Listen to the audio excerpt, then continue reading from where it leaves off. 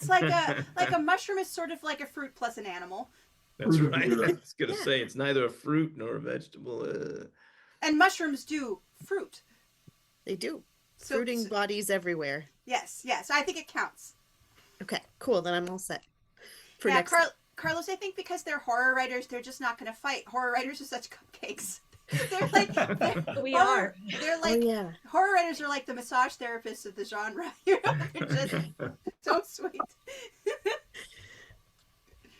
I have noticed that, like the more disgusting, repulsive, and utterly gross and demonic ridden are their prose, it's just like the nicer the people are. It's like maybe the opposite of, or the same thing as the picture of Dorian Gray, where you just have expelled and exorcised your demons regularly. So we're just remarkably well adjusted. You got your therapy out. And with each other too. I mean, I could be like, I had the worst day. Let's talk about gore, and everyone's like, "Oh yeah, great, let's do it." Yeah, it's not a problem. Let's go. I love it. Most excellent. Oh my goodness, are we live, Carlos Hernandez?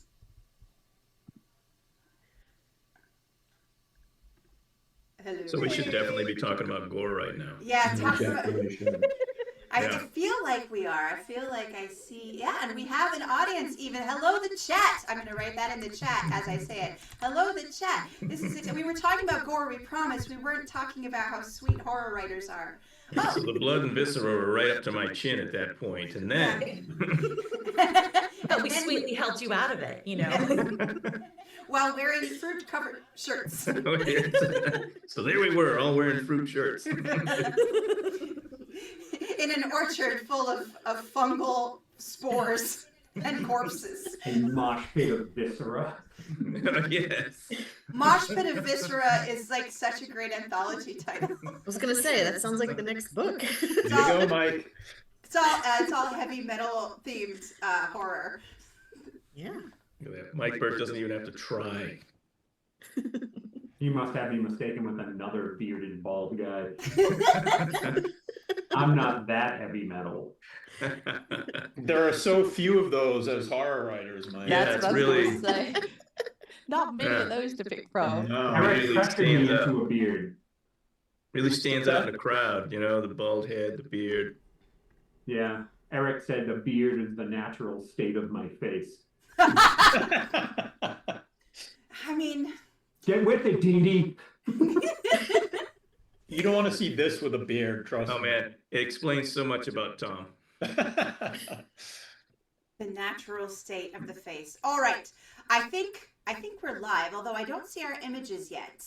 Oh yeah, you know what? I see the flip has happened. My face is there. I don't need to look at me anymore. Okay, great. This is so fabulous. Hello, welcome the chat, and welcome you Sinister Six writers of Ruadán Books. I have here the most glorious anthology, Sinister Societies, in which there are 6 novellas featuring major works by the 6 authors you see here before you.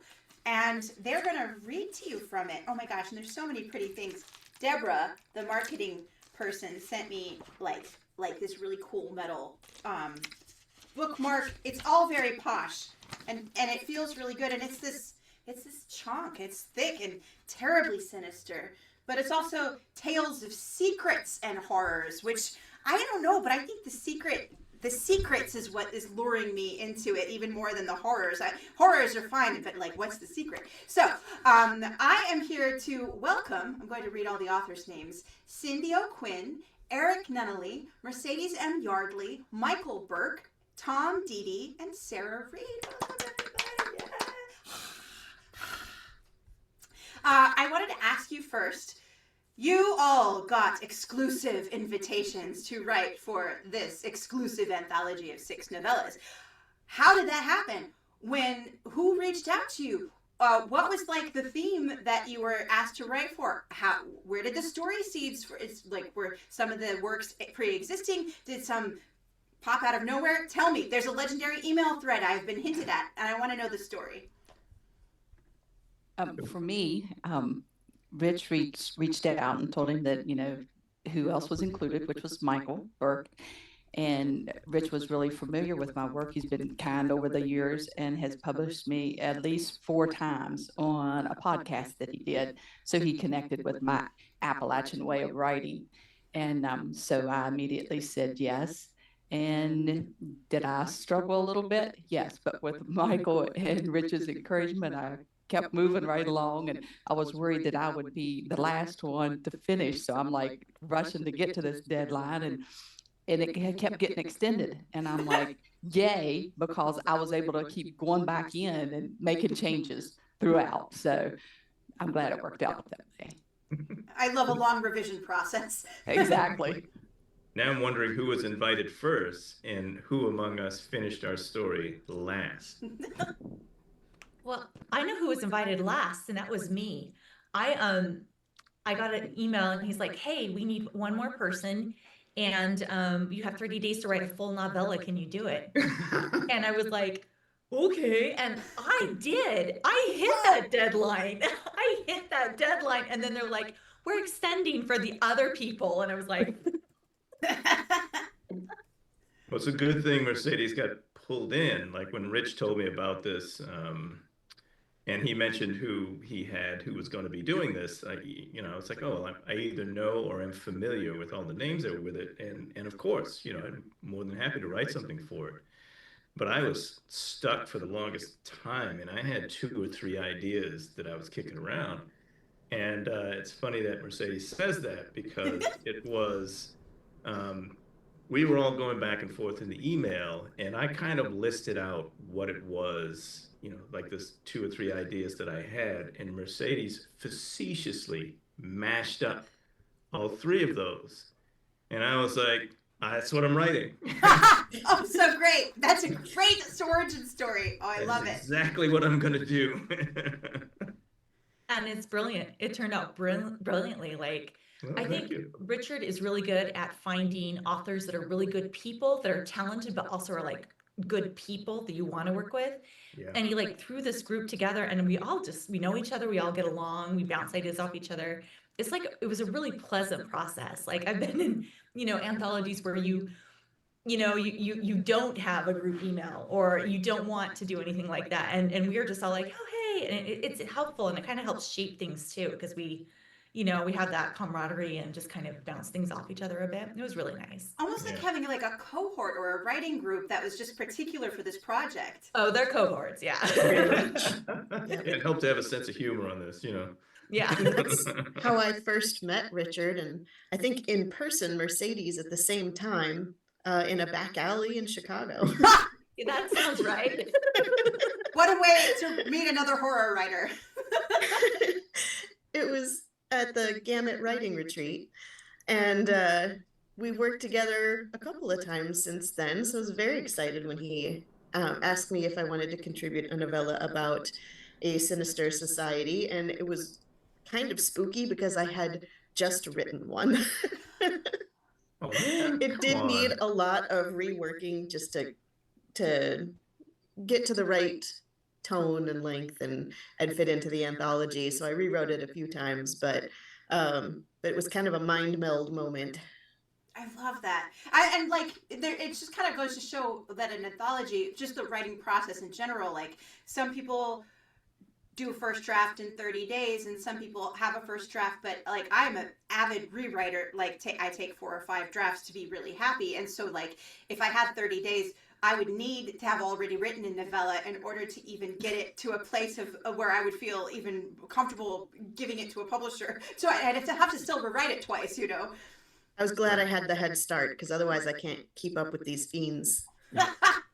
Plus, we had a good editor, right? Linda Right. was great with Linda's chasing down amazing. everything, and keeping everything, Fantastic. keeping everybody move. Well, she didn't tell me how it was with the rest of you, but she kept me moving and kept everything tight. So I wish I could bring her around with me everywhere.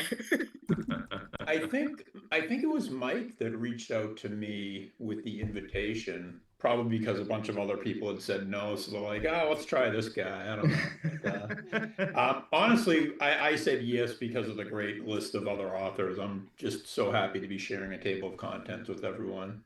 And Sarah, speaking of meeting, we met at a haunted hotel in Colorado. So there's We that. did. And it was almost 12 years ago. Yes, it was a Oh. long time ago. Like That's an the intimate Tom and I go way Overlook? back. Yes, Was it the was Overlook? it was at the Stanley. The Stanley at, Hotel, which is the Overlook, correct? Yep. Yeah. That is such a horror writer thing to do. That's so To be amazing. fair, it was at a horror writers retreat, so it wasn't like a Yes. chance meeting there, but yeah, it was still cool.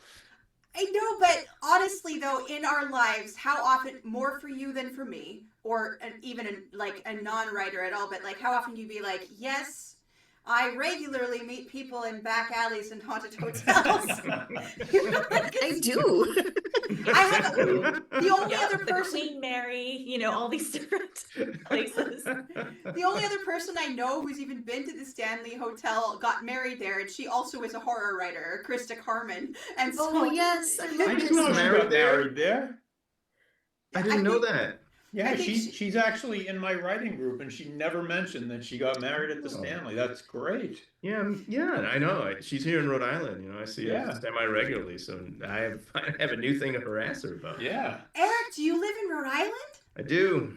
Oh, I love that. I lived in Westerly for 5 years, which is where I met Oh. Krista, and And where. that's where Krista is, yeah. Yes, exactly. So, oh my gosh, that's so lovely. I love that. What about you, Mike? Are you the Mike they keep talking about? I would be, yes. Okay, so you're one of the editor publishers. I'm sorry, I don't know all your stories. So explain yourself. I'm just, you know, this has-been type guy who fell into this writing gig. I've known Rich for several years. He was in my writing group, and we struck up a fast friendship.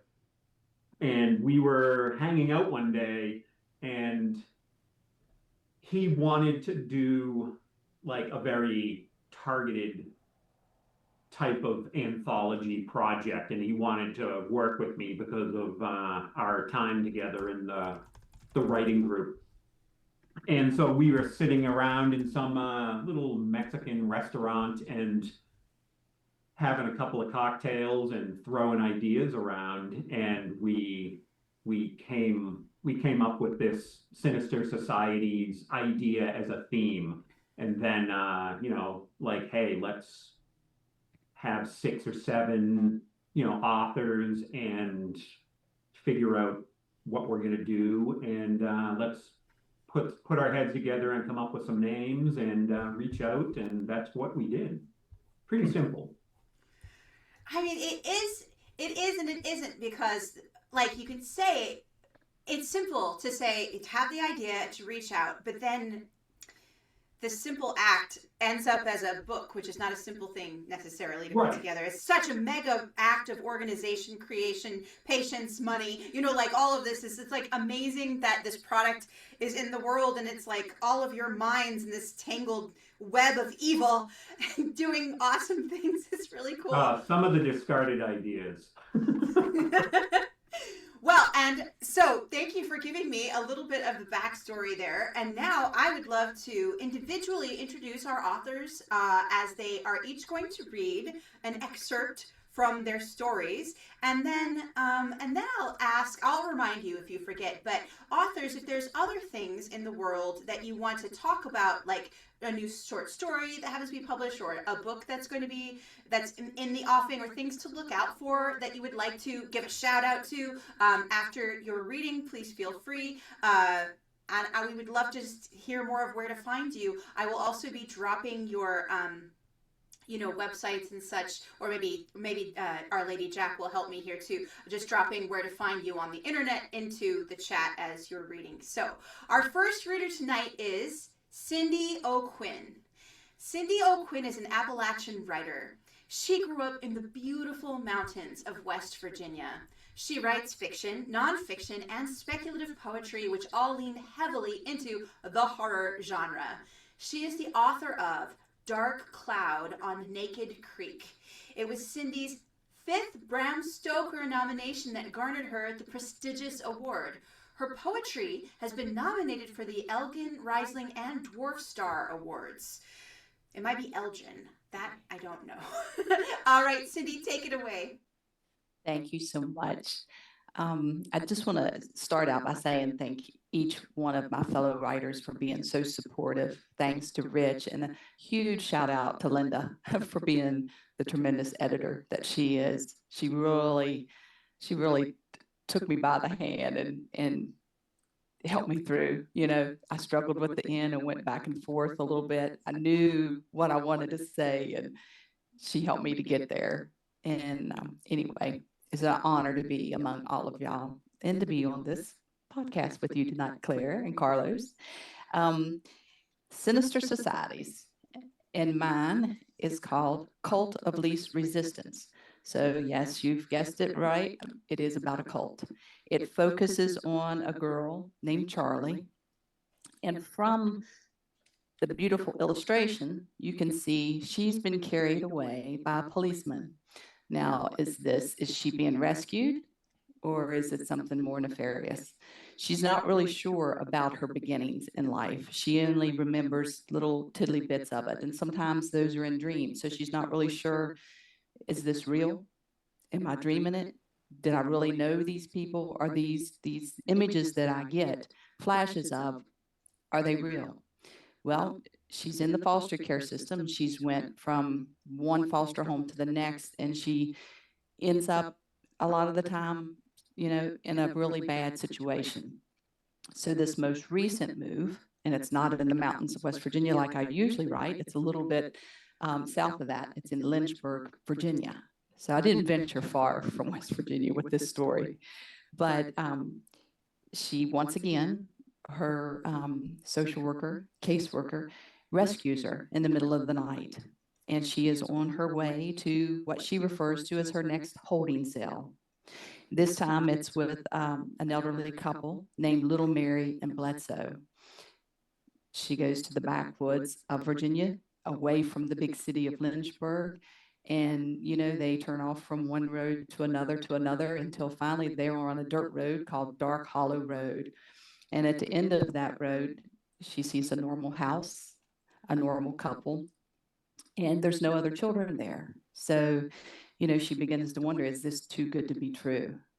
But anyway, so she gets settled in, and where I'll start is with day 2, whenever she goes to school. And in this little community, it's tucked away, you know, on Dark Hollow Road, and all you see is this normal house. But if you go deeper into the woods, you find like this circle of houses that look just alike, and you find this little tiny one-room school that has like 12 students of all ages and grades. So it's a tiny little community that she finds herself in. So anyway, we have that night. I fought sleep for as long as I could. I feared the nightmares that might come, and I was right. I saw a tall, thin man dressed in white linen. He was dark-haired, disheveled, and had several days' growth of jet black stubble on his sun-weathered face. There was panic in the man's usually calm demeanor. How I knew anything about his typical demeanor was beyond me, but somehow I did, and it scared me. Others entered the scene. We were in his private quarters. They chanted loudly and worked themselves into a frenzy. The tall, thin man was their leader. The other men forced the women, and they drug him up front, and he did things to them there at the altar. He told them that that's what he was commanded to do. And with this cult, there could be no resistance. There could be no escape. So, one by one, the man took turns with each woman, tossing them aside afterwards, back to their men. After it was over, he looked straight ahead, and his eyes were like daggers, piercing into my soul. My blood ran cold in an instant. I blinked, and it was morning. The days became routine, school, chores, and getting to know the others. Nights became something to be dreaded, as the nightmares didn't let up.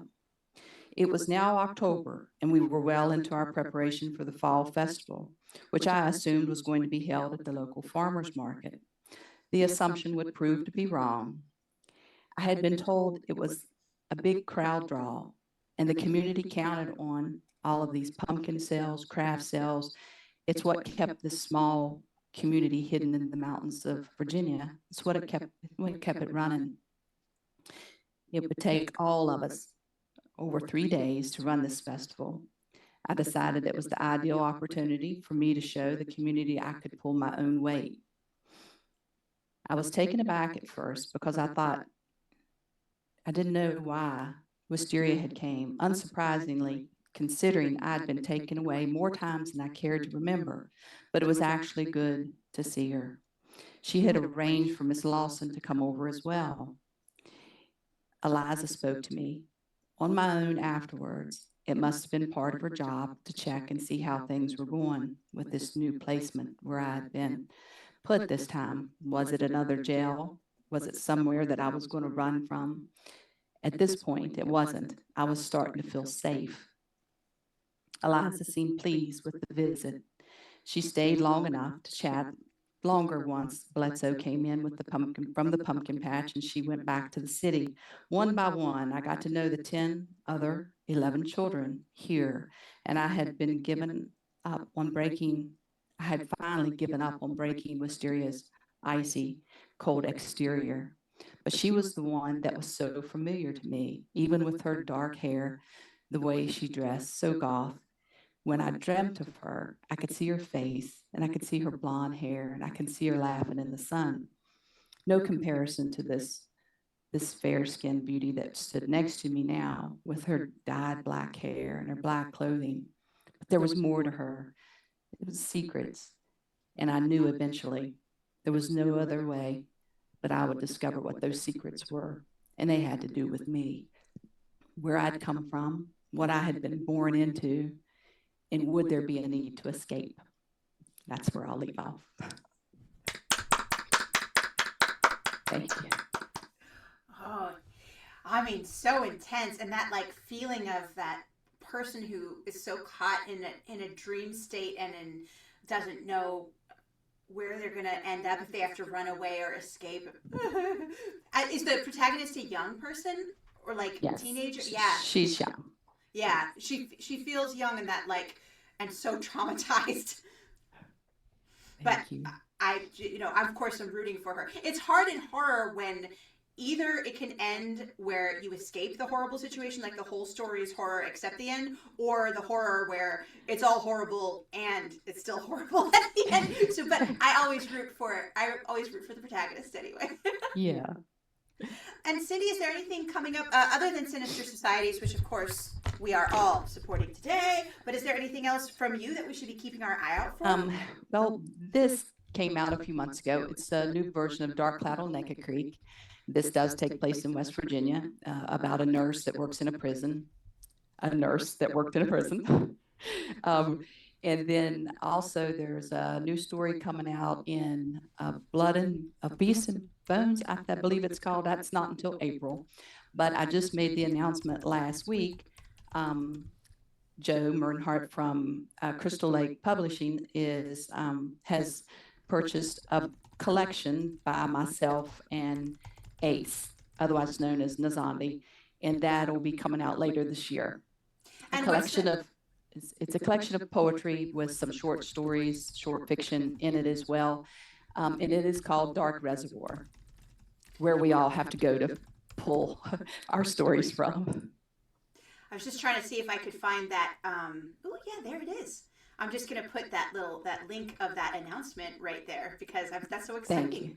Thank you so much. Thanks. Okay, hooray! All right, we will we'll have our next reading coming up. Yay! Okay, so great, such a strong opening. Eric Nunnally is our next reader. Eric Nunnally was born and raised in Boston, Massachusetts. He served one tour in the Marine Corps before deciding art school would be a safer and more natural pursuit. He is permanently distracted by art, comics, science fiction, history, and horror. Trained as a graphic designer, he has earned a black belt in Krav Maga and Muay Thai kickboxing after dark, and first prize in one hamburger contest. Eric's writing includes the novels Blood for the Sun, All the Dead Men, and, this is great, Lightning Wears a Red Cape. a comic strip collection, Lost in Transition, and a short novel, The Queen of Saturn and the Prince in Exile, available in April 2025 from upstart publisher Clash Books. The following are some magazines and anthologies that he has appeared in: Galaxy's Edge, Fire Literary Magazine, Lamplight, and Nightlight, a black horror podcast. Eventually, Eric came to his senses and moved to Rhode Island with his 2 lovely children and 1 beautiful wife. Glad it's not the other way around. Visit ericnunnally.us to see more of his work. Eric, take it away. All right, I'm going to read, I'll be reading from Agent Josephine Baker Against the Island of Horrors. But before I do, just want to say that thanks Cindy O'Quinn for her work here. She's supportive and lovely as long as I have known her. And I just want to point out that the illustrations in front of each story, I think you have the cards, because I didn't have the cards handy, but they're by Kip Ayers. And, you know, as the bio mentioned, I'm a graphic designer, and one of the things that seems to get missed when setting up the interiors of books sometimes is color art is simply reproduced in grayscale, and it doesn't look as great, but Kip did all of these in black and white grayscale, and they look fantastic in the book. And you can get a set of the cards. Well, I think you can get 1 if you pre-ordered, but there's probably a way to get all of them. Well, I'm just going to talk really quick so the camera will be big so we can see Eric's, and then I'll pull Cindy's as well since we just had it. I know she showed the picture, but there we go. And then I'll now that I have remembered that, I will show everybody's at the beginning. All right, Yeah, sorry to interrupt, Eric. You can see the whole image in the card. You see about half of it in the book, but again, they look fantastic. So in my story, I'm picking up in the somewhere in the middle, just to give a real sense of what Josephine's about. It's a reimagining of Josephine Baker as more than the spy she actually was during World War II, and she has such a fascinating history, and I'd encourage anybody to read it. And also, if anybody is very familiar with her history, this is a reimagining. Just a jumping off point. Like this is not like an alternate history being woven in. So any inaccuracies are highly intentional. So the story is essentially there's a seemingly invisible killer that is murdering Allied resources, and they ask her to look into it. And the investigation has taken her into Italy with her assistant Max. So she's typically dressed in a way to hide her identity, because at the time that she was spying for the Allies, she was incredibly popular. She was arguably one of the most popular stars in the world at the time, but especially in Europe. And so my version of Josephine dresses in a way that both hides her appearance, obscures her appearance, and as well as her skin color. So here they are, they're on a train on the way to another town in Italy to continue their investigation. And she had been recognized by one of the train personnel. So she took a moment to be friendly, to be a starlet with them. And now we're back in the car with just her and Max. And excuse my French and Italian and German. There's a lot of that goes on in these stories, but you know, I'll do the best I can. And how are your les plus grands admirateurs? Starstruck, adoring, drooling for your culottes? Josephine chuckled and said, just fans, mostly. Mostly? One of them felt off to me. Lorenzo, his name is. He was nice enough in conversation, but it felt like he was trying to put a hole in my head when I wasn't looking directly at him. And you have enough holes in your pretty head already, eh? I do, she nodded. This affair has me on edge, and I don't want any more surprises. Understood? Well, tell me what this man looks like, and I'll keep my eye out, too.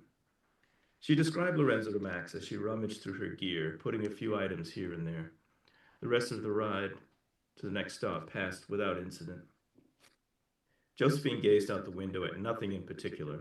Eager to move forward, she was ready to exit the train, but their destination was still an hour away. As she scanned the crowd on the platform, a familiar blonde caught her attention. Lorenzo threaded the crowd to scurry into the station's ticket booth. He traded a few words with the attendant there and picked up the phone. The attendant exited the booth, and Lorenzo made his call. Josephine watched his lips. She was sure he'd said her name. Max noticed her intensity and said, "Miss Baker?" She held out a palm towards him and focused on Lorenzo. Her lip reading skills were far from perfect, but it helped at parties and other events to be able to see bits of what people were saying.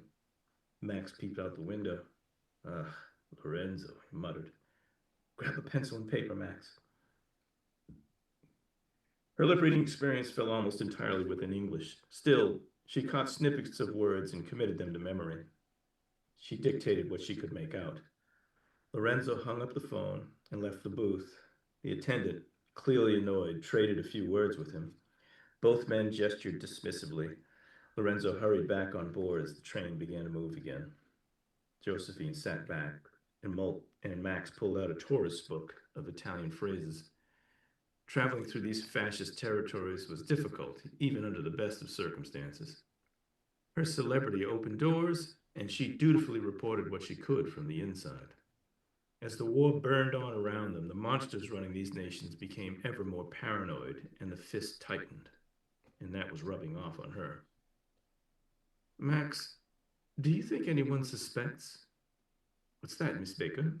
He held a finger on the page where he was scanning. "That I happen to have been in the room on the occasions that information made its way to the Allies." Max swallowed a look of concern creasing his brow.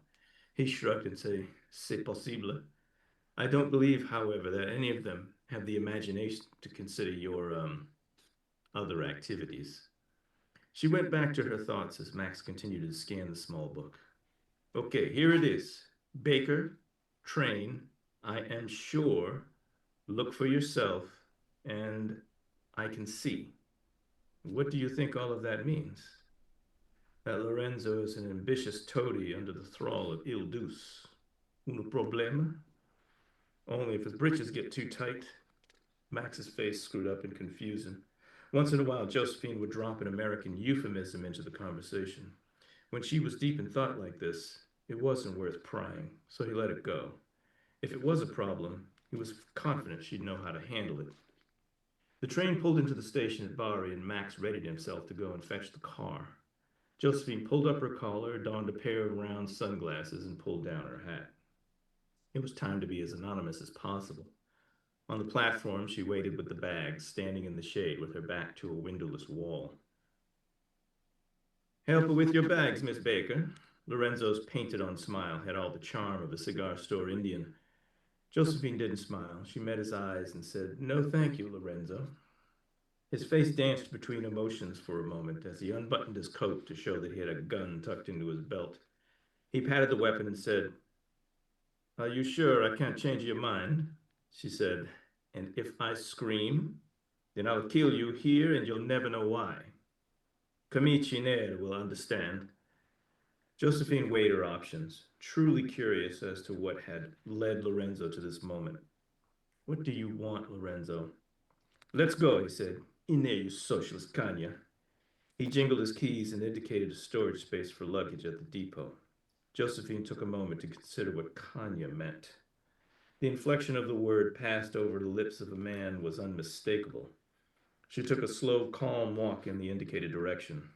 After all, he did have a gun at hand. "Creder obeder combattere. Is that right, baby black shirt? You'll be a big man now, I suppose." Lorenzo opened the door and pushed Josephine into the room, muttering something in Italian. His size ensured his push made her stumble forward. She regained her balance and turned, removing her sunglasses now that they were indoors. Lorenzo rewarded her with a poorly thrown punch to the jaw. It snapped her head, but didn't move her feet. She nodded and tucked her glasses into her breast pocket, considered what else to say that might antagonize him, or make him think, or perhaps compel him to give up this foolish course of action. Nothing came to mind. She scanned the room. Suitcases, trunks, and other baggage surrounded them. Her thoughts narrowed to the task at hand. Rather than tense, she loosened, understanding where her balance and strength were centered and what it meant to move in ways difficult to anticipate. Lorenzo squared up on her and said, You Americans, so cocksure of yourselves, allies of communists, overrun with socialists. Josephine rolled her eyes and slipped her fingers around the knife up her sleeve while holding Lorenzo's gaze. Why me, Lorenzo? Why are you doing this? Because I can read. I saw the reports, put it together, and you are the common fact. You were always in the room. No one believes me, but they'll soon see. No one believes you because you're a fool. I am not a fool, Lorenzo spat the words, and with you gone, the truth will shine. You are a fool for falling into that black shirt bullshit, for believing Mussolini's lies. Lorenzo reached for his pistol with the slow, menacing, and altogether overconfident pace of a man lost in another man's lies. An American Negro socialist like you will never understand what credere, obbedire, combattere truly mean. Josephine stepped forward and in one motion placed her dagger to his throat and wrapped her right hand around the pistol grip protruding from his pants. The click of the safety rang ominous to his ears. Believe me, this isn't for punching a lady. It's for travail famille patrie, she said, and pulled the trigger. The muffled shot sent a pain through Lorenzo's body, the likes of which he had never known. It forced him to double over, impaling his neck on her blade. The blade slipped easily out of his throat as she stepped aside to avoid the crumpling corpse and the gout of blood. Josephine ground her teeth and said to Lorenzo's remains, "And I'll never be American, bête." She realized that Lorenzo's death might help prove him right. Better that he disappear for good, leaving nothing but questions. Casting about the room, she found a trunk the right size and emptied its contents. Then she pushed the body into it, using his clothing to tie off the bleeding wound and mop the bulk of his blood from the floor. The clothes joined Lorenzo in the trunk. Her gloves she turned inside out and shoved into her pocket. When Max returned, Josephine was waiting where he'd left her, and the train chugged away. Désolé pour retard. Very sorry it took so long. I hope your wait was uneventful. He began loading baggage onto a cart. Well, the train crew were calling for Lorenzo earlier. It appears he abandoned his job. Nobody knows where he is at the moment. Max stopped loading the baggage and peered at Josephine. Then he noticed the unfamiliar trunk. Oh, Miss Baker, no. Oh, Maxie, oui. Let's get out of here. Max took a beat before he said, "Right away, mademoiselle. This way to the car." And we'll leave it at that. She kills a lot more fascists from that point on. The moment she took her glasses off, it was like, uh-oh. You don't want Josephine Baker to take her glasses off. That is awesome. So congrats. Yeah, getting applause. Oh my gosh. She just totally trunked that fascist bastard. Yeah, she trunked him. Trunked him, but good. So this is the first, Eric, of 6 novellas about alternate Josephine Baker? Yes, it's the first of 6. There's going to be 3 collected, and then 3 more. So there'll be 2 basically novel-length collections of these stories.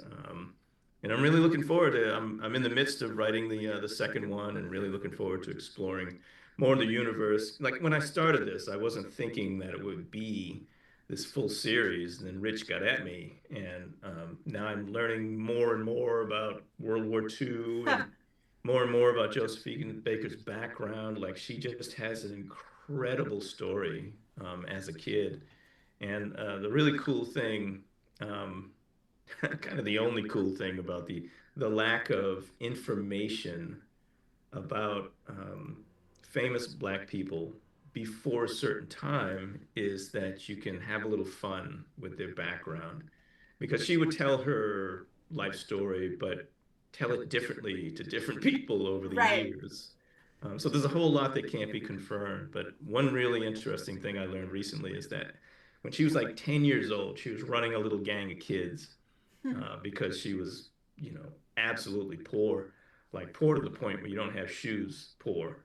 And they would steal coal from trains to sell on the streets and make a little cash. But they're doing all this barefoot, and this kid would crawl into a coal car. Like, can you just imagine, right? Someone who's like 10, 11 years old, barefoot in the back of a coal car, tossing down coal to her accomplices. and then doing it to the absolute last moment before jumping off of the train, like, and that's Josephine Baker. So there's just so much to play with in her background. And I'm like, just adding murdering Nazis seemed perfectly natural. Yeah, I mean, like anybody who could do that, you could see it's like she's got all these survival skills and nimbleness and strength and like kind of like sang-froid in the face of absolute danger. That is like it's just a great. It's such a great idea. I almost wish that almost Pulp Fiction style, like the third or fourth novella will suddenly be like comic book or a graphic novel, just like one of those like jewel set pieces, and then go back into prose, or one could be a prose poem or something, like, because it just like the character and your style just lends itself to all kinds of not necessarily genres of writing styles, and it's playful and interesting, and it's just going to get richer and richer the more you research it. I'm looking forward to adding, a commando lover at some point. There's another young woman from history that she infiltrated German territories, behind the lines, and pretended to be this young woman just selling cheese on the road, and she had parachuted in. And was right. So there's just all these stories of people doing incredible things during the war, and we just love to touch on some of those things because you don't hear about them too much. Yeah. We just saw a workshop of a musical that was talking about this incredible thing that happened in, it was not Sweden. They escaped Sweden. It was like, was it Norwegians? Where they skied. It was Norway. Yeah, these Norwegians, like, there was a water plant, a water treatment plant for one of the steps of making an atom bomb in Norway, and they knew, but it was highly, highly guarded, and the only pass into it was guarded. So this like small elite troop of Norwegian skiers skied down a ravine at night, set off like a tiny, like one bomb inside the water plant, and skied all the way to Sweden while not thousands of Nazis were in pursuit. But the Norwegians were just better skiers than the Germans. It's incredible. Incredibly dangerous too. Like this is not with modern technology. Like we really can't comprehend what people had to do. So like parachuting in to sell cheese, it was amazing. Oh, thank you so much, Eric. That was so lovely. Is there anything coming out soon that you would like to talk about? I would just like to mention, like you mentioned the Queen of Saturn and the Prince in Exile, which is a Black nerd coming of an age novel set in the 70s, and it's in Boston, and it's about a kid who's struggling to learn the truth behind his parents, how they met, and his mother's constant claims of otherworldly origins. She's always saying she's from Saturn, and this is all taking place in the aftermath of civil rights, and COINTELPRO is involved, and it's messy.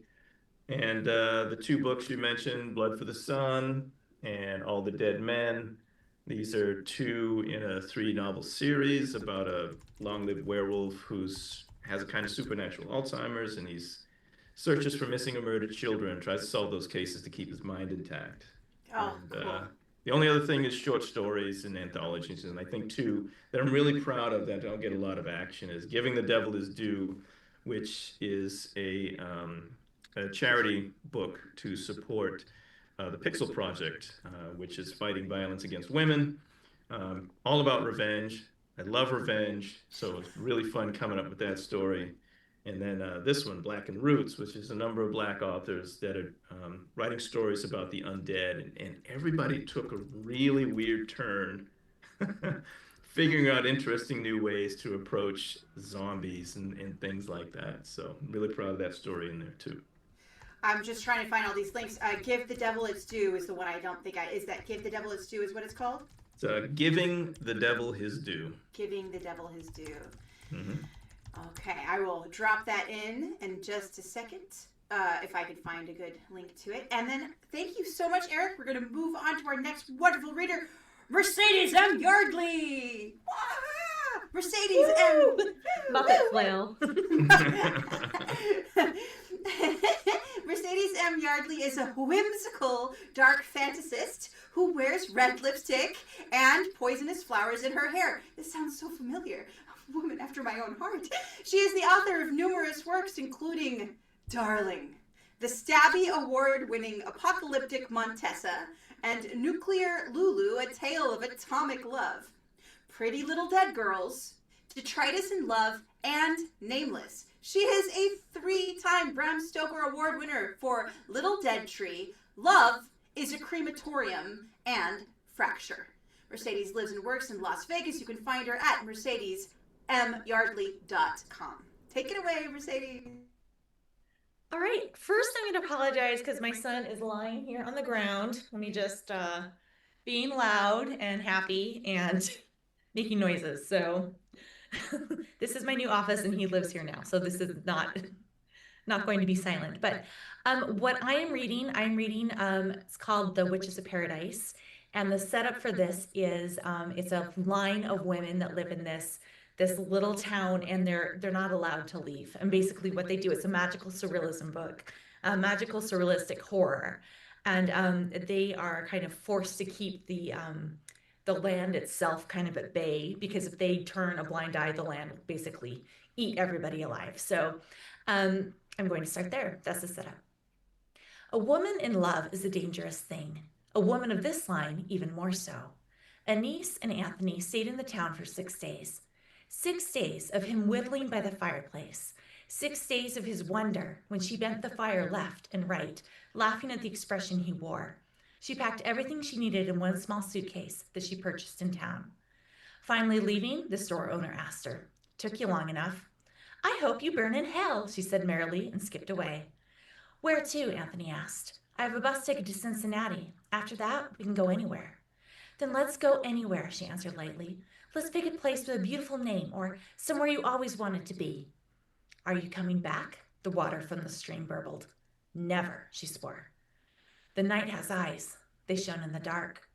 "Will we sup on bone and sinew while you are gone?" "See if I care," she responded. She had one good hat and put it aside for the next day's journey. "All the little children," the night eyes exulted. "So tender and so sweet. It's been so long since I devoured a child." "Devouring children?" Anthony said. He looked at Anise. "What exactly happens if you leave?" "I'm not sure." She shrugged, but her face darkened. "Nobody has left for generations." "One of your ancestors did. Maybe a great-great-grandfather or so. That's how I know of your line, the secret witches of paradise, who use magic in today's world. I'd always hoped it was true, and here you are. You're like a dream. But are you putting children in danger?" I'm not sure," Anise stuttered. "I know if I don't pay attention, the ground rears up and attacks the townspeople. But they are unbelievably cruel," she assured him when his brown eyes lost their sweetness. "They're just terrible, angry people who hunt each other all the time. Perhaps it would be a blessing to let them disappear, removing a blight from the world." Anthony's eyes went dark, and Anise was afraid of him for the first time. He clenched his large hands and vaguely wondered what they had done in the war. They were strong and powerful, and the bones under them suddenly seemed foreign and threatening. "I need to take a walk," he said in a measured voice, and stepped outside. Anise heard the moon snicker. Anise wasn't heartless, and this heart pierced her. "Perhaps the evil of this land is affecting me, too." She grabbed her shawl and the lantern. She spirited down the dark dirt road toward the village. "Where are you going?" the fireflies asked. She didn't answer. Anise was tired and out of breath by the time she reached the village. She stepped quickly down the streets until she came to a plain stone house. She knocked and waited impatiently until the door opened. "What do you want?" her dead father's wife asked coldly. Anise stilled herself. The woman was unpleasant, but this was important. "Take your son out of the village," Anise said. The woman leaned forward, her yellow hair spilling over her shoulder. "What was that?" "Take your son out of the village. It isn't safe. I think there's going to be a disaster of some sort, soon, maybe even in the next couple of days." The woman snorted. "Who told you that?" she mocked. "The wind? The fluffy little forest animals?" "I'm being serious," Anise said. "I don't believe you," the woman told her, tossing her golden hair back. "You and your entire line are full of madness, just sitting there on the edge of the woods being strange." She started to shut the door, but Anise blocked it with her foot. "Listen," she said, and her voice was a hiss that rivaled the snakes of the field. "I do not like you, but your son is of my blood. He is my half-brother." The woman flinched and Anise's eyes blazed. "Yes, we share the same father, as shameful as that may be for you. And the boy has done nothing wrong. So when I tell you that he's in danger, you had better believe I mean what I say. Take him from here and keep him safe." She removed her foot and the door slammed in her face. She gripped her dress with white fingers. There, she'd done what she could. Tomorrow, she and her love would leave this place and all would be well. She just had to make it through one more night. Anthony didn't come back till morning, and Anise had not been able to sleep all night. She plucked at the bags and whispered to her plants and told her chickens that she loved them. The tree next to her door assured her not to worry. But what if he leaves me, she said. You've been alone before, the tree answered. This didn't make her feel any better. The sun came over the horizon, and so did Anthony. She wanted to fling herself into his arms, but was afraid. Always this fear. She was too worried to hide it behind snappy words and grand gestures. She leaned in the doorway with bags under her eyes and trepidation radiating from her like old sunshine. Anthony swept her up in his arms. Hey, let Mama read. I'm sorry, he said. I get like this from time to time, and it is better for me to leave. I don't want to hurt the ones I love. He loves me, she thought, and her potted plants swooned. Anise hugged him back, not even embarrassed at her relieved desperation, and soon swept her little house, touched its eaves gently, and shut the door behind them. They walked to town in silence and boarded the bus without a word. Rainwater pressed itself to the windows and steadied Anise before falling to the ground and turning to mud. She's really leaving, it told the others. We're finally free. Anise felt happy and relieved, and then pensive, and then eventually ill. The farther they got out of town, the more the pressure increased in her head. Her eyes still shone after an hour's drive. By 2 hours, she had lost her smile. 3 found pain pooling behind her eyes. At 4, her stomach twisted. It felt like it was turning itself inside out. Stop the bus, she gasped weakly. And at 5 hours away from paradise, she was on her hands and knees, retching toads and worms and mushrooms into the grass of Podunk, Ohio.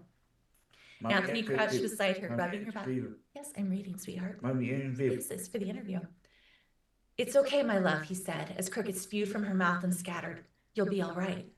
I think I'm dying, she sputtered, and gagged as a snake with gray and white scales oozed from her mouth.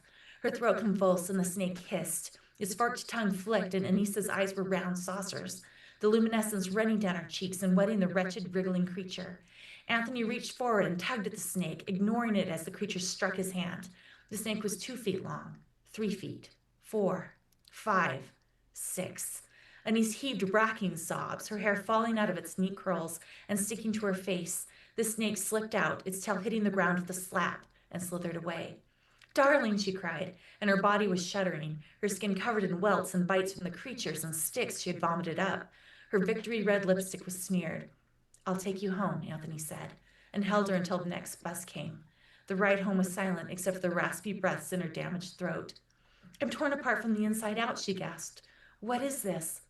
Maybe you can't leave, Anthony said. He caressed her hair, pushing it down from her sweaty brow. I've heard the women in your line can't leave paradise, but who would have thought it was real? I can't go back there. It's a prison, she sobbed. And her tears really were a thing of bitter beauty, glittering down her face with their otherworldly light. She cried for hours, until she was a limp, sodden mess leaning on Anthony's shoulder. Paradise was a dark, abandoned place when they returned home. You're back, growled the night air. His teeth were sharp. You're back, spat something black and lanky that slithered down a tree. You're back, Brand's wife said. She had a suitcase in one hand and her son in the other. She was about to board the last bus out of town. You can stay if you'd like, Anthony told her. He gathered Anise under his arm and shouldered the most of her weight. Anise has returned. Pity, said Brand's wife, but she regarded Anthony and Anise with new eyes. Are you getting on? The bus driver asked impatiently. I have miles to go.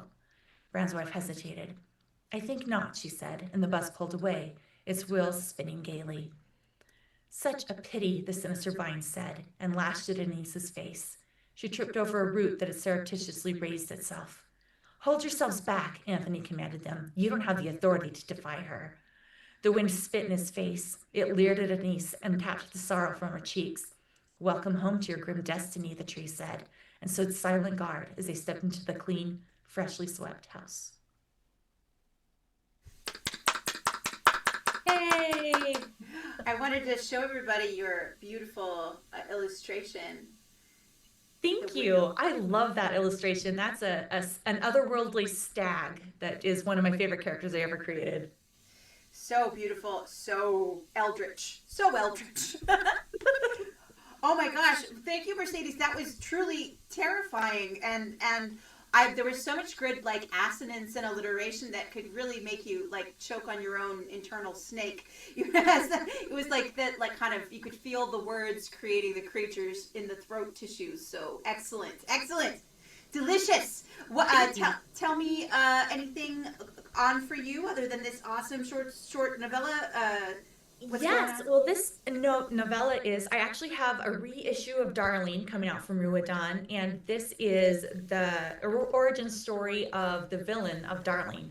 So I'm excited for that to come out. That'll come out next year, this year or next year. And I'm also in a anthology called Abandoned Asylum by James Chambers. And I'm really excited about that. That's going to be a lot of fun. It's a very personal project and very respectful, and I'm really excited about that. So that's what I have on tap right now.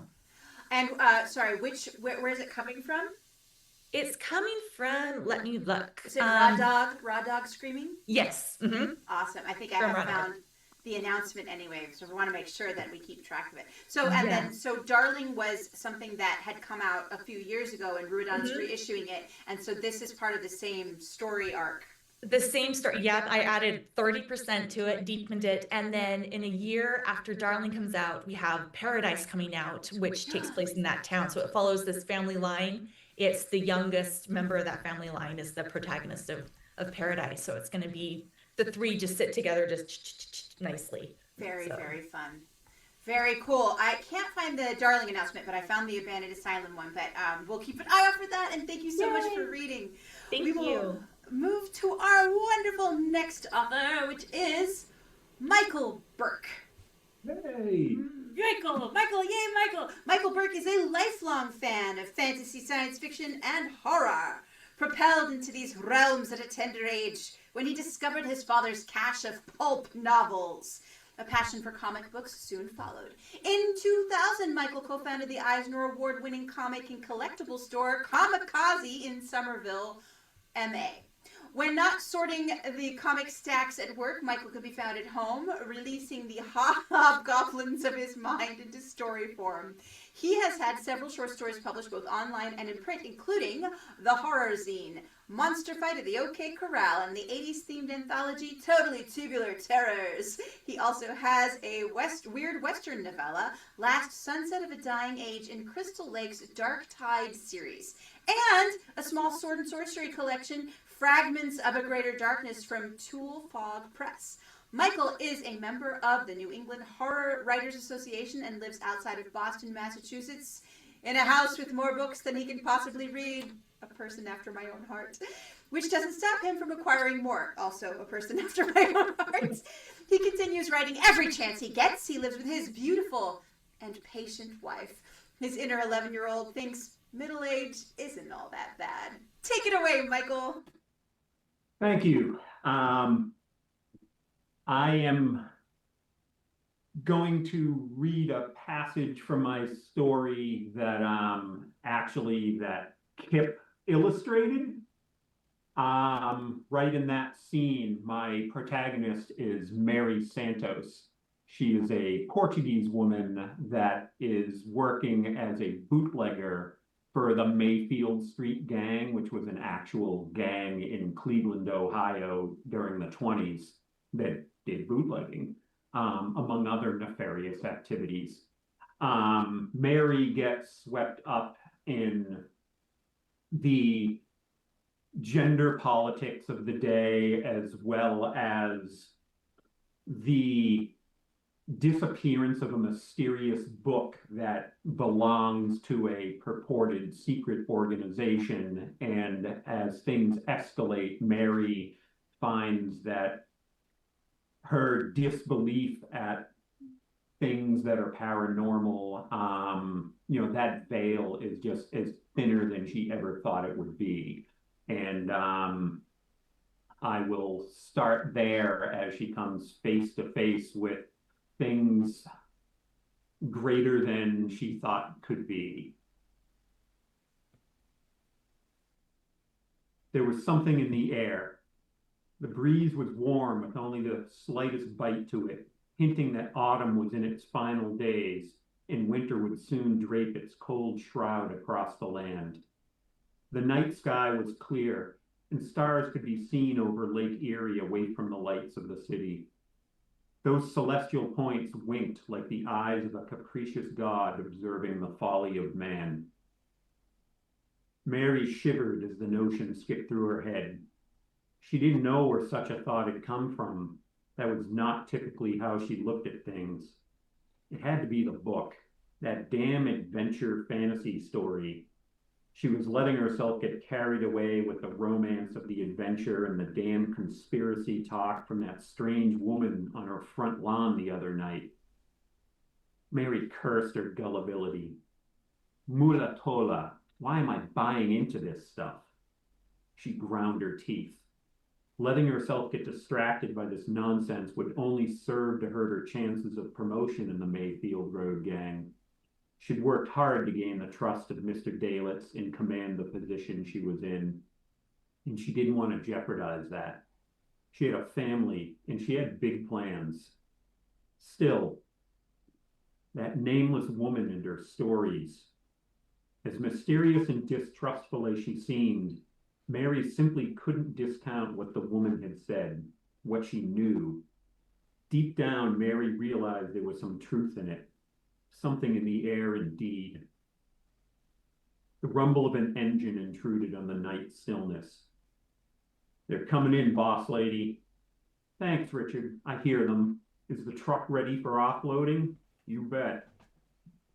Mary nodded at her subordinate and turned back to the black waters of Lake Erie. There were heavy clouds and it made the night darker. She could just make out the speedboat's shadowy mass on the water. The boat wasn't running any lights, but that wasn't unusual considering what they were hauling. Still, uneasiness clawed at Mary's guts. She'd overseen dozens of these transfer runs, and so far, there was nothing out of the ordinary about this one. Be ready for anything, she said. She watched as Richard almost comically cocked his head, and his face went through a small gamut of expressions from alertness and appeasement to confusion and concern. She inclined her head once at the man and returned her gaze to the fast-approaching boat. The nectar of the gods cut its engine and coasted into shore. The boat clumsily moored at the makeshift dock Mary's men had set up for these drops. No hands were seen on deck. Richard motioned to two of his men. Secure the boat. A stocky figure detached itself from the shadows on deck. It appeared to be the same cruel-eyed captain that Mary had knocked onto his ass weeks ago. She sighed, then stepped forward. Que diabos! You could jeopardize the whole operation coming in as foolishly as that. She was hot under the collar and wouldn't mind knocking this filo de puta on his pins a couple more times. Her native tongue came more readily when her blood was boiling, and this ugly little man had caused that very thing. Her job was hard enough, poor deuce, without some chauvinist making it more so. Never mind running the risk of capsizing Mr. Dalitz's entire bootlegging operation. You know, I think I will kick this desgraciado's ass, Mary muttered. She put one booted foot on the dock. Hey! Nothing. In fact, the captain's silhouette dipped below the bridge out of sight and did not reappear. What the hell? That was not what Mary had expected. She removed her foot from the dock and looked back to her men. Unvoiced questions were written on their faces. This did not sit well with her. Mary reached inside her jacket for the .32 Smith & Wesson. The lemon squeezer was a 5-shot revolver that she could reload quickly. As she grabbed it, a voice in her head screamed at her. It was like the long, loud whistle blow at a major port of call. Her pulse hammered in her ears. She drew her gun and held it ready. From out of the shallows on either side of the nectar, shadowy forms erupted from the water. They burst onto the sand in halting, jerky motions, but did not move any less swiftly for it. The figures moved as if they were discovering the workings of their own limbs and bodies. Mary had seen them before. She had made a point of memorizing their faces. She had always taken note of men who looked askance at her, be it for underestimating her or for more predatory reasons. They were the crew of the Nectar. Mary was unsure if they were even men anymore. They were more slavering beasts in the shapes of men. Spittle flew from their wide mouths, and they gnashed their teeth so hard Mary thought they might crack. They propelled themselves forward as if they were great apes, loping and running on their knuckles across the shifting sand, eyes wild and burning an unnatural red. It was that look, the realization that no human had eyes that color, which prompted Mary to act. She squeezed the trigger, firing 2 shots into the nearest snarling visage. Warm, wet crimson spattered her face and chest, and for a moment Mary was blind. She smelled smoke and copper, and the echo of thunder rang in her ears. Richard and her men fired into the advancing horde. She heard screams, both human and inhuman. Mary shook her head wildly, shaking the blood from her eyes. Tears streaked through her vision as she watched tongues of fire stab through the haze of the night and bodies crumple to the dark ground. She cast about for the captain of the Nectar. He did not appear to be one of the horde that had rushed the beach. She heard a growl to her left and whirled and fired at the looming shape. With a piercing cry, the form fell. Wet, crunching sounds reached her ears along with unholy screams she recognized as having emanated from her own men. Staccato gunfire sounded and the horrible noises stopped. "Boss! Richard!" Mary yelled. The big man stumbled to her through the impromptu battlefield, avoiding the creatures sprawled across the gore-stained beach. "You okay?" "Yeah," Mary reloaded her snubby. "How many did we lose?" "4. Me, Archie, and John are all that's left." "What the hell were those things? I ain't never seen nothing like that." Mary tightened her grip on the lemon squeezer now that it was fully loaded. "Me neither. It's like they were men, but also wild, primitive." "Not all of them, boss." "What do you mean?" Richard led her to a nearby corpse. The figure was basically humanoid, but shiny scales glistened in the dim light. It also appeared to have 2 small horns sprouting from either side of its head. Its crimson eyes stared sightlessly back at them. "It's a demon," Richard said. "I don't believe in demons," Mary snarled. "I've seen some strange shit in my day, but I'm not buying into demons." She shuddered as she recalled the horrors she had witnessed on Thompson Island years ago and cursed the mystery woman for dredging up that foul memory. She had nearly forgotten that experience. What the fuck was going on? Why are some of these demons and some not? I don't know. Maybe some of them weren't fully transformed? Where's the captain? You know, that stocky Merida who gave me lip last time. Mary started scouring the beach, inspecting the corpses. Richard trailed behind, hurrying to keep up with her frenzied pace. "I thought I saw something at the cabin when they docked." Mary halted, and Richard stumbled to avoid colliding with her. She sprinted as fast as she could back to the Nectar, leaping onto the wooden dock and vaulting the gunwale of the speedboat. Richard joined her in time to discover that she had the captain cornered in the small stateroom of the boat. The man did not look at all perturbed to be staring down the barrel of a revolver. "I think something's wrong with him, boss." Mary nodded, glaring at her intended victim. "What do you know, Merda?" The captain stared straight ahead. It was as if he had gazed into infinity and been struck dumb. Mary backed off a few steps to stand even with Richard. The captain didn't appear to be searching for an escape, and besides, the only way out was through the 2 of them, and he didn't look to have been as monstrously transformed as his crew. Were those monsters trailing the Nectar through the water, or were they being smuggled into the city? You can't stop what's going to happen. Mary and Richard started at the sudden voice. It was guttural and choking and dripped with contempt. It sounded almost unnatural, too, as if speech were forming from a throat not meant to utter words. Mrs. Santos, the captain croaked. His mouth didn't quite shape the words properly. His eyes had a strange light in them, as if someone else were peering through them. Mary leveled her gun at the captain, who was now crouching forward like some squat little toad. What you did here was inconsequential. The time is nearly upon us. You can join the movement. I would have use for someone like you, the captain thing leered at her.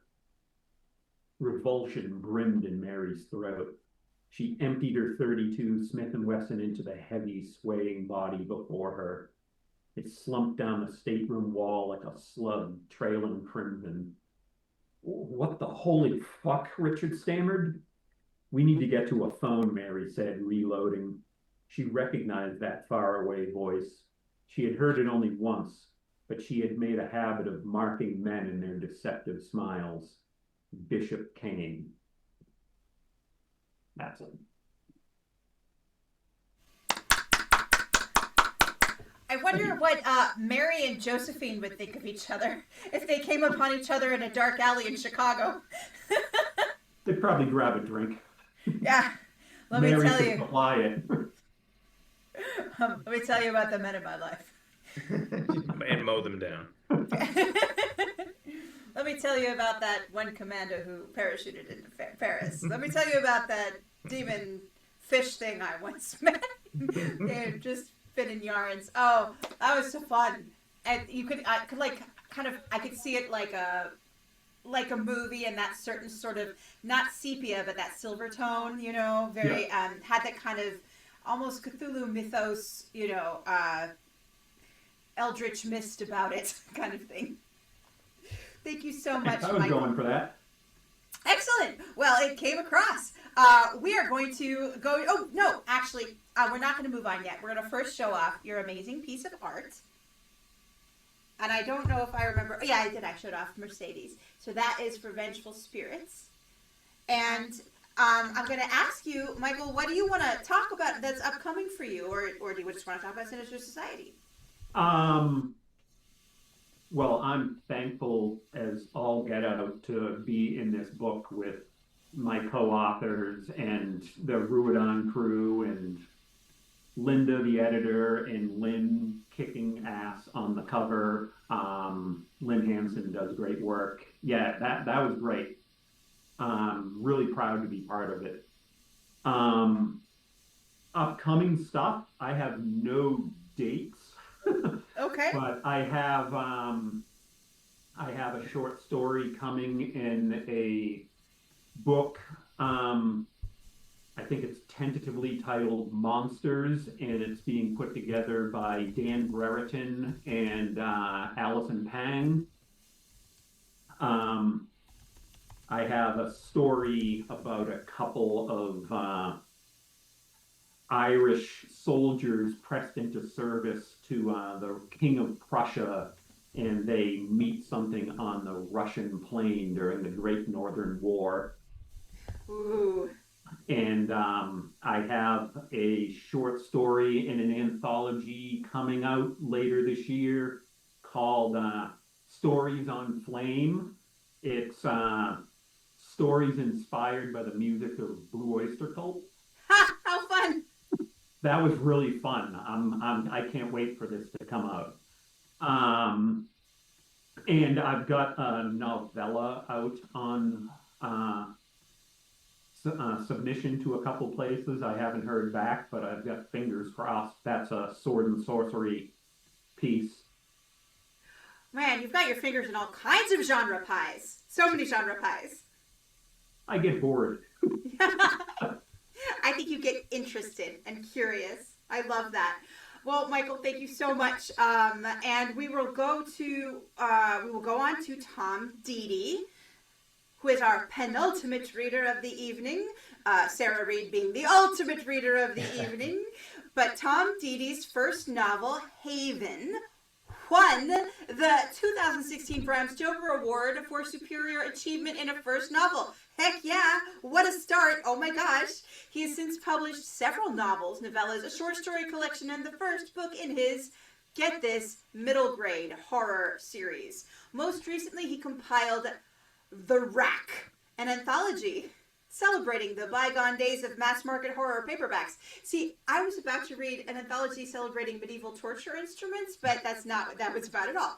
He has a master's degree in English and creative writing and is a member of both the Horror Writers Association and the New England Horror Writers Association. You can find out more about Tom and his work at www.tomdd.com, which I will thrust into the chat right now. There we go. And Tom, take it away for us. Oh, I will also show, this is Tom's incredible illustration for Tunnel 17. Very creepy. All right, thank you for that. I think I need to update my bio a little bit, but that's okay. Yeah, I'm just really thrilled to be part of this novella series. When Michael reached out to me, I immediately said yes, and I immediately had an idea. Since I moved to Arizona recently, I've been doing a lot of exploration out here, and there's a lot of ghost towns and abandoned mines. I've gone down into some of these mines, and I know that there was a society, my secret society is the Molly Maguires, who were originally an Irish group that were, in a nice way, advocates for miners' rights and working conditions. However, if you know the history of them, they were just as violent and brutal as the mine owners themselves in their intimidation ways to get what they wanted for better working conditions, better wages, etc. And that took place in Pennsylvania. So I just kind of took my mining knowledge from the copper mines and gold mines out here and applied them to the story for the coal mines in Pennsylvania. And as you can see by the picture, it's at its heart, it's a cryptid story. And yeah, that piece of art is fantastic. I love that. So the story is that there's a little mining town called Serenity, Pennsylvania, and the miners, of course, are subject to the whims of the owners and management who put them through long days, terrible working conditions, terrible wages. And if you know any of the history of the mining towns, the mining companies own the towns. So basically, any wages the miners got went back to the owners to buy, groceries, whatever, clothes. So the Molly Maguires came over from Ireland to help out the Pennsylvania miners, as well as many of them were either Chinese or Irish themselves. So this particular mine has a history of people going missing. When they step out of line, they're sent to work in Tunnel 17 and essentially never seen again. So a couple of the miners take it into their own hands to try to figure out what's going on in this mysterious Tunnel 17. And the little scene I'm going to read here is when a couple of them go in after hours to try to investigate what's going on. Roan shook his head. I'll go first. Before Moore could argue, he took hold of the rope and began his descent. The climb was much more difficult than he thought, and a lightning bolt of panic ran through him at the thought of trying to climb up the same distance. Too late now, he thought. Ignoring the ache in his arms, he continued until he reached the mine shaft. He called up to Moore, now 200 feet above him, and set to lighting the lanterns. He'd never been in the mines in such utter darkness. The knowledge that the mines had closed in around him was suddenly sure. He knew if he reached out in any direction, he'd touch the cold, unrelenting stone. With shaky hands, he got the lanterns lit. The flames pushed back the mine walls. The flames pushed the mine walls back, but did nothing to alleviate the suffocating fear. A few minutes later, a grunting and out-of-breath Moore dropped next to him. In the flickering light, he saw sweat pouring down the man's face, and that electric panic ran through him again. Moore was so much bigger. There was so much more weight to haul up that rope. He shook the thought away. Moore was also a lot stronger. Do you know where we're going? He asked. The big man nodded, still breathing too hard to speak.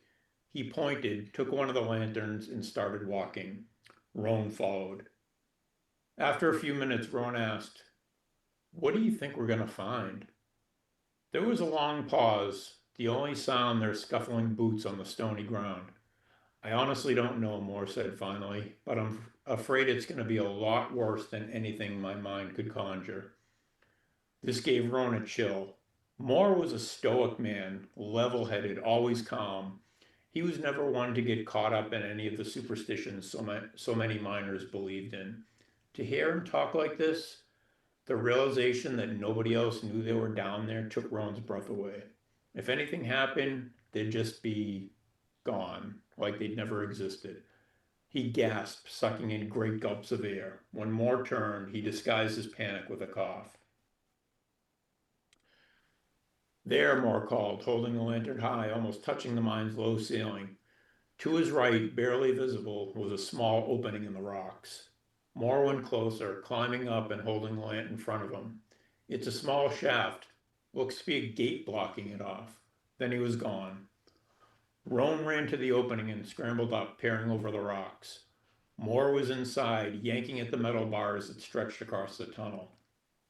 There was a chain and a padlock, but Moore had found a tamping pole and was working the hinge on the other side of the gate. "What are you doing?" Roan exclaimed as he climbed through the opening. "They'll know we were here." "They'll know someone was here," Moore grunted. The hinge snapped under the weight of the big man, and the gate hung crooked, leaving enough room for them to pass through. Using the tamping pole as a pry bar, Roan levered the gate back into position. It wouldn't open properly with the broken hinge, but it looked undamaged at a glance. They could rig the gate closed on the way out to cover their tracks. If we get out. The thought came unbidden and sent another cold jolt of dread through him. They walked in silence through the tunnel, their lanterns sending eerie shadows dancing across the walls. Moore came to a sudden stop, holding up a hand. At first there was nothing, but just as Roan was about to ask him what he'd heard, a strange sound echoed down the tunnel. It was a grunt-like noise, but not quite. An injured man was Roan's first thought, but he quickly dismissed it. Moore gave him a questioning look and he nodded.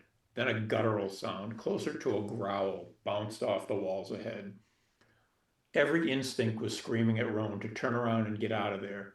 Instead, he stepped ahead and walked with slow, exaggerated steps, deeper into the tunnel. He didn't turn to see if Moore was following. He knew he wouldn't give up that easily. Roan stayed close to the wall as he navigated the tunnel. When he emerged on the other side of a sharp S-curve, he stopped abruptly.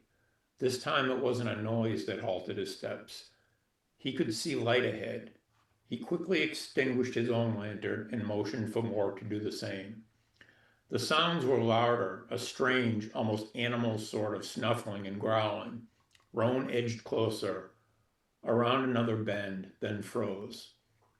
The tunnel ahead dead-ended, but light was being thrown from an opening on the right, about 60 feet ahead, just before the cave wall that signaled the end of the line. Something moved beyond the curve, throwing shadows on the wall. Someone was in the tunnel, just around that corner. Or maybe it opened into a chamber. That made more sense. He crept closer, sticking to the right-hand wall, giving him a better view of the shadows on the left side of the tunnel. Someone was walking around. He could see that shadow clearly, but it didn't look quite right. The person walked, sort of hunched over, lumbering. He felt Moore grip his arm, but shook his hand off. A voice echoed from the cavern, but it was distorted. They couldn't make out the words. The figure moved faster, loping back and forth. Then a scream erupted, multiplied tenfold by the echoes. The shadow bounded back and forth faster, like a horse galloping in a circle in its corral. Roan thought briefly of Plato's allegory of the cave. Then the growl escalated into a howl, but was soon drowned out by the screaming. Then quiet.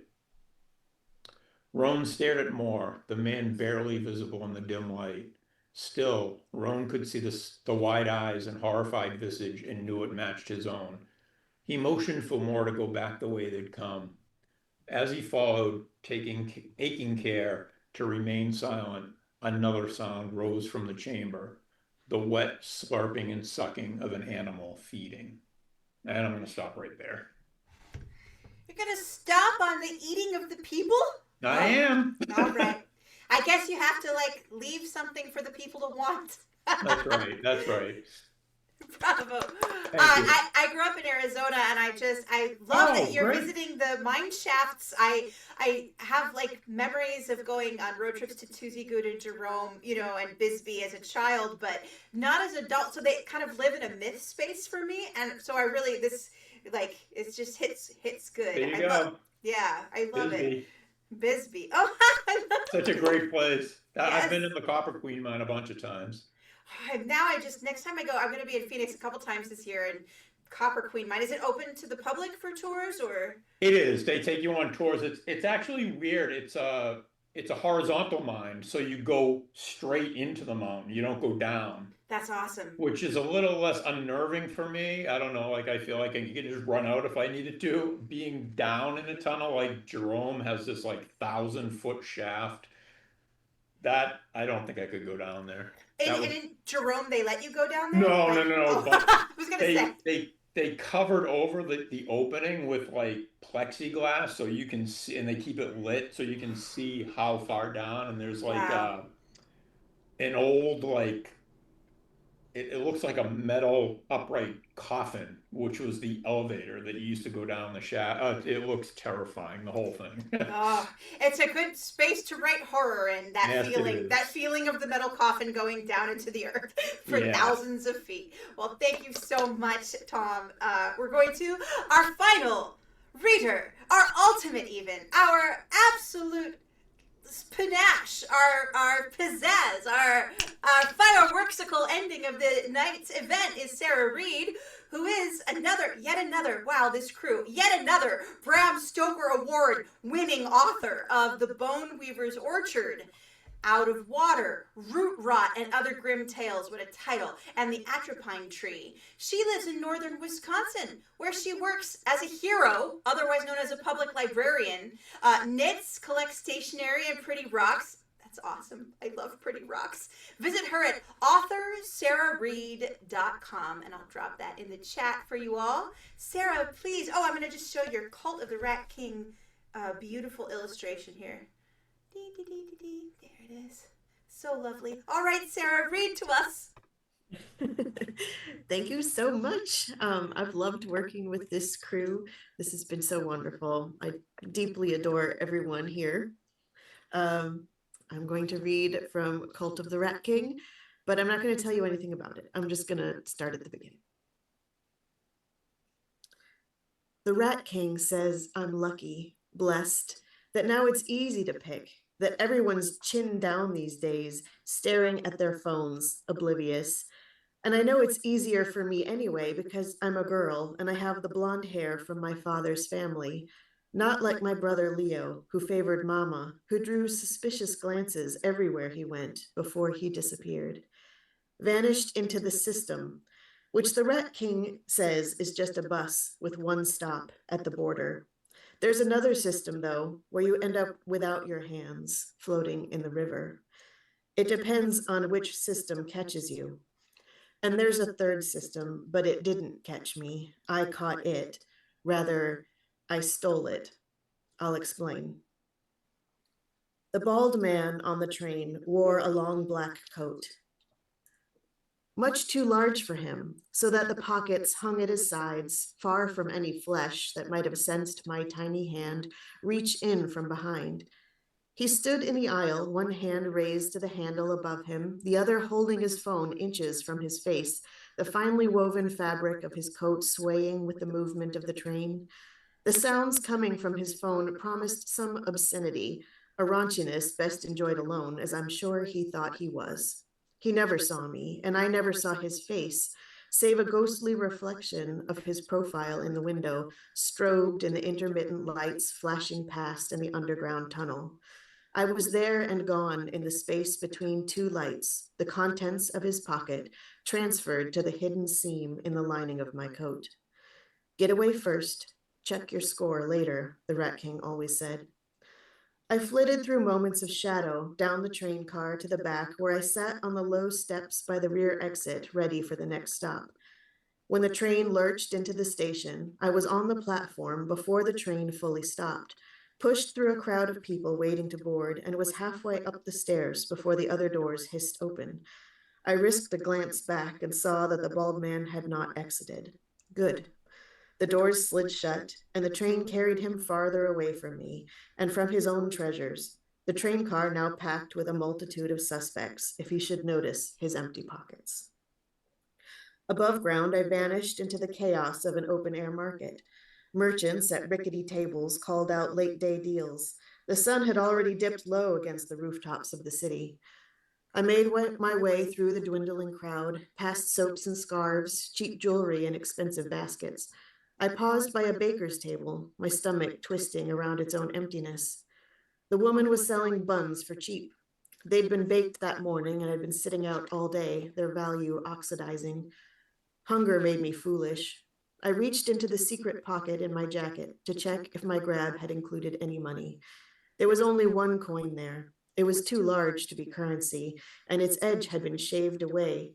Just a token of sorts, garbage. The rest of the take, a tooth flosser, a peppermint, an illegible handwritten receipt from an antique store, and a prayer card. Nothing with which to buy bread, and nothing that would please the Rat King. Fear filled my belly then, hunger forgotten. I'd have to pick again and hope for better fare. I placed the items back into my pocket and scanned what was left of the crowd. This late on market day, they'd have already traded money for goods. I wasn't likely to score much cash. As I searched for a target, my eyes caught on a tall, dark figure standing still at the end of the lane. It didn't mull over half-empty tables or weave impatiently through dawdling shoppers. It stood and it watched. I felt its eyes on me, though I was too far away to make out its face. It had the shape of a woman in a long black dress, a wide-brimmed hat shadowing its face. But it could have been a man, and my heart lurched at the thought that it might be the man in the long coat. He had worn no hat, though. In any case, I was spotted, and there would be no picking here. I slipped around the back of the market tents and made my way through the hedge that bordered the square. Past the cathedral and the museum, I saw another crowd gathered.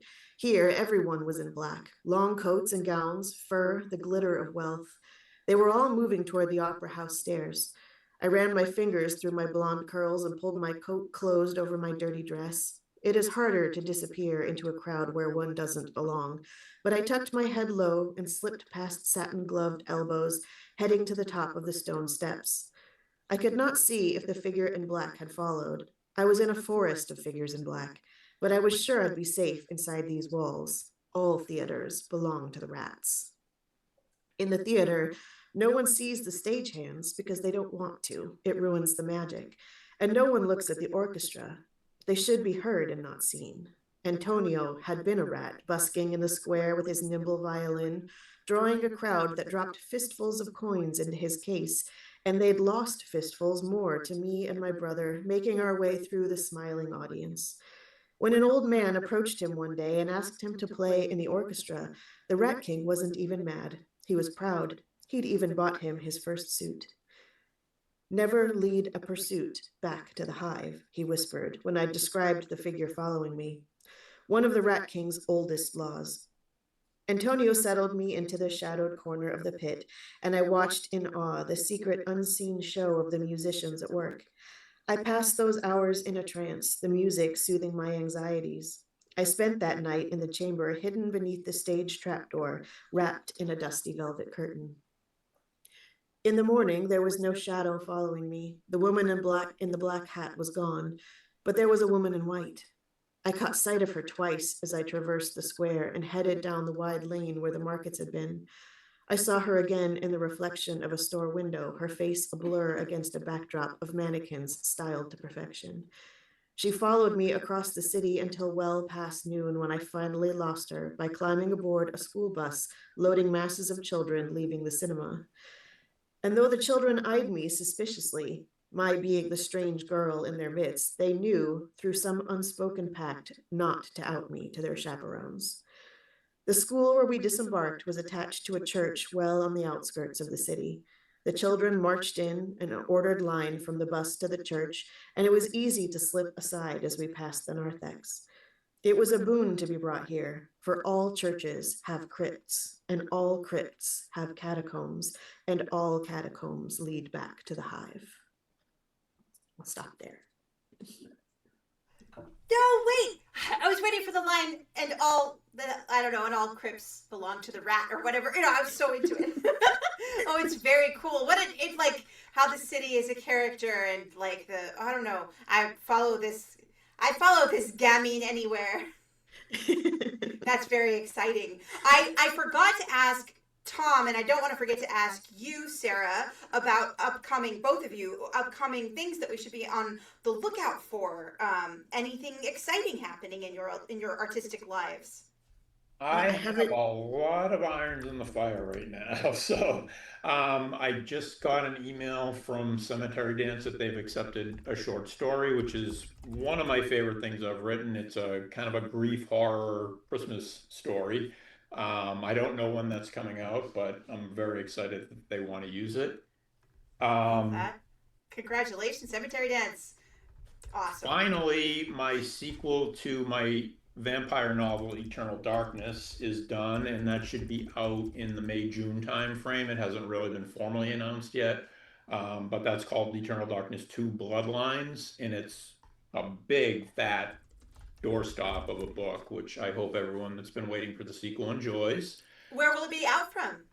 I'm putting it out under my own imprint, Graymore Publishing. Perfect. And so they can find it on under your shop on your website? On my website and on Amazon as well. Very fine. And because this is the 40th anniversary of my favorite horror novel, Stephen King's It, I am compiling a kind of a commemorative look at Pennywise and the lore of Derry through the eyes of about 20 to 25 different authors, and some of the essays are literary examinations of the novel. Some of them are personal essays on how the book affected them and made them want to be a writer. Francois Villancourt did the cover. It's going to be amazing. That will be out September 15th. And what's that called? It's called Still Floating, Pennywise at 40. What a great title. Pennywise at 40. I'm going to just try that. It's so great. Definitely still floating. Very cool. That is a lot of irons in the fire. And Sarah, what about you? I have a new short story out in an anthology called Experimental Files, which is a tribute anthology for Gemma Files, who's one of my heroes. So it's an honor to write for that. Yeah. I think I backed the Kickstarter, so I should have a copy of that. So that's awesome. Oh, fantastic. Yep, my short story is called Animate Affect, and it had a lot of fun writing it. Other things I have coming out are kind of still in the secret phase. I can't really talk about yet. Sure. But there will be stuff. That's awesome. And then the thing that I'd like to plug is my novel, The Atropine Tree. It is gothic, haunted house, possession, poison gardens, matters of questionable inheritance. As a good true gothic should have. I love The Atropine Tree. Poison houses, inheritance. It's my jam, man. Are there nightgowns? Tell me there are gossamer nightgowns. Of course. Oh, there are many gowns of all varieties. Excellent. And ribbons and hair work. and just a lot of belladonna, I'm really hoping. Yes, it's inspired by a real place, Alnwick Gardens, at Alnwick Castle in England, where you can tour the poison garden, and people who opt to sniff the blooms are known to faint. Because tourists, that's all I have to say about that. They keep a chalkboard tally outside the gate of how many people have passed out that year because they decided to stop and smell the roses. Hashtag, so you want to touch a foxglove. Well, my friends, I'm so pleased. The chat, thank you for listening to this night of stories. I hope that it was fun hanging out with us, and I had fun hanging out with you horror writers. Are you all gonna do any of the so there's Necronomicon, I think, is this year. Are you gonna do are there other horror conventions you'll be at that you might want to tell that you're gonna make appearances at? Yeah, I'll be the keynote speaker at the Oklahoma Writer Federation Inc. this May. So that's not horror, but it's more magical sort of dealio. So that'll be really fun. That's awesome. Congratulations. Keynote. That's a big deal. I'm excited. I'll be at StokerCon for sure. And StokerCon is where and when? It's going to be in Pittsburgh in mid-June. Oh, yes. Oh, so it's back in Pittsburgh this year. I love that. It is. I went the next 2 years, yeah. I went when it was there either 2 or 3 years ago. I was there. It was my first StokerCon in a long time, and I took my little brother who had written his first horror novel, and everybody was so kind to him. Yeah, I love it.